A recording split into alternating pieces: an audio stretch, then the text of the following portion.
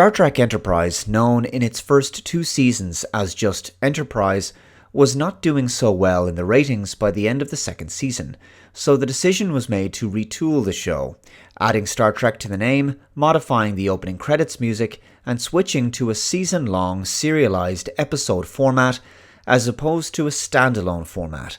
The Xindi story arc was born at the end of the second season in an excellent episode called The Expanse. An alien species known as the Xindi, comprised of 5 dominant races, aquatics, arboreals, primates, insectoids, and reptilians, have constructed a weapon to destroy Earth. They test a small prototype, which destroys a huge section of Florida, killing over 7 million people. It's a bit silly that this new alien species would test this weapons technology on their final target, Earth, as opposed to testing it on a remote planet in secret, because obviously this test alerts Starfleet to the possibility of a future attack and also raises awareness of the Xindi in the first place. This eliminates the Xindi's advantage of the element of surprise, but anyway, it's still a great season finale. Season 3, I think, is very much a product of the sense of terror of a post-9/11 world and adopts a more serious tone as a result. While some fans have criticised the season for introducing this Delphic Expanse and the Xindi despite Star Trek canon never having made mention of them before, the overall quality of Season 3 is extremely high. I think it's actually one of the best seasons of Star Trek. It's very well written, extremely coherent, engaging, tense, exciting, filled with variety of stories, with great character development, and a really big, dramatic showdown.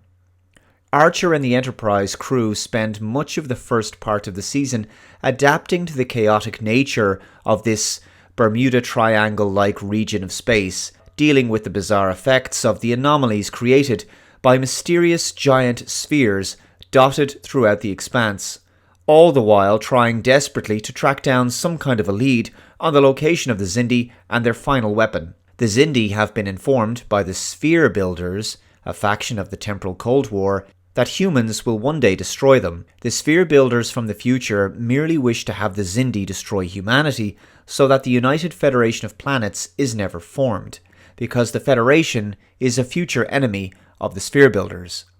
Some of the first few episodes, like episodes 3 and 4, Extinction and Rajin, are a little filler to a degree, but they do contribute to the backstory of the Expanse and the Xindi. There's a really great Hoshi-centric episode called Exile, where an alien living alone on a planet telepathically reaches out to her, offering assistance to help them find the Xindi. He appears to her first as a human, but when they meet him in person, he's a hideous-looking alien. Rick Berman described the episode as a play on Beauty and the Beast. In reality, the alien merely wants a companion and uses telepathic illusions to try to convince Hoshi to stay with him. This episode has a really nice original series feel about it. Doctor's Orders is a great Phlox-centric episode where he and T'Pol must guide the Enterprise through a spatial disturbance. The rest of the crew have to be placed into medical-induced comas because the region is harmful to the human neocortex. Phlox begins to struggle with prolonged isolation. This episode is reminiscent of the 7 of 9-centric Voyager episode 1, but there's a very nice twist at the end of this episode. Impulse is one of my favourites. They encounter a disabled Vulcan ship filled with Vulcans who've been driven mad by Trellium-D exposure, and it's basically a Night of the Living Dead zombie horror episode. T'Pol's story arc in this season involves the effects of her ongoing exposure to Trellium-D and her developing romantic relationship with Commander Trip Tucker. I think Trip is the highlight of the season because Connor Trenier puts in some amazing performances and has some great stuff to do. Trip is also no longer written like the cliched Southern hick character anymore, becoming much more three-dimensional. By the end of the show, he was probably the most developed character on the series. In the episode The Forgotten, he's struggling to find the time to write a letter to the family of a dead engineering colleague. All he can think about is his grief for his sister who died in Florida. The scene where he breaks down in front of T'Pol in that episode is just heartbreaking and beautifully acted. The season might have plenty of action, but it's nicely balanced with emotional scenes like that. There's an amazing episode called Similitude, where Trip is seriously injured and he's in a coma, and the doctor devises a cure. He needs neural tissue from a donor, so they make the very controversial and desperate decision to grow a mimetic clone of Trip, which will only live a couple of weeks, and it will grow to adulthood in just a few days, developing all of Trip's memories in that time. He becomes a member of the crew, and they call him Sim. In the end, he doesn't want to die, but has to choose to sacrifice himself so that Phlox can perform a procedure that would save Trip's life. But the episode has lasting repercussions for the season because Sim reveals that he has feelings for T'Pol, which means that Trip has feelings for T'Pol also. One of the best episodes of Star Trek can be found in Season 3, which is called Twilight, an episode I've previously reviewed. Archer is injured by an anomaly and loses the ability to make new memories, kind of like the movie Memento. He wakes up in the future to find that Earth has been destroyed by the Xindi, and T'Pol has been taking care of him for years, and every day she has to tell him the same story of what happened because he keeps forgetting. The story takes place mainly in flashbacks, with T'Pol recounting to Archer how things played out.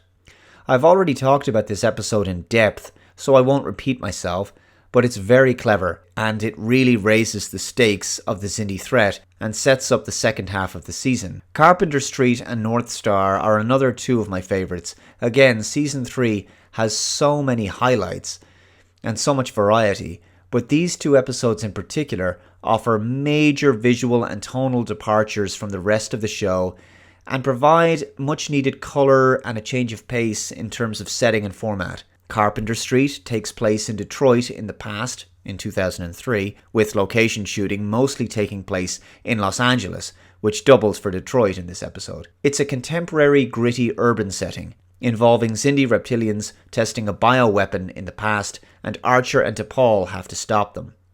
North Star is an actual standalone episode based on a planet with a small human settlement. An alien race called the Skagarans took some humans there as slaves in the 19th century, and so this is a Western episode, a nice throwback to the Westerns of the original Star Trek series. I've also reviewed the episode Stratagem, which is one of the most ingeniously thought out episodes. Archer has to trick Degra, the Xindi primate who designed the weapon, that it's several years in the future and they've escaped together from an insectoid prison camp in a shuttlecraft. He tells him that he's lost his memory and they've become friends over the years. It's a very elaborate hoax in order to extract information about the location of the weapon from Degra. But the episode opens while the hoax is already happening, and so the audience is basically placed in Degra's position, and so we're led to believe that it's also years in the future, until of course the big reveal happens and Archer steps out the back of what is a simulator. Azadi Prime really ups the ante, leading to the final few episodes of the season. The Enterprise is very badly damaged by a Xindi attack, and the damage is in fact so severe that the ship remains damaged until the third episode of the following season.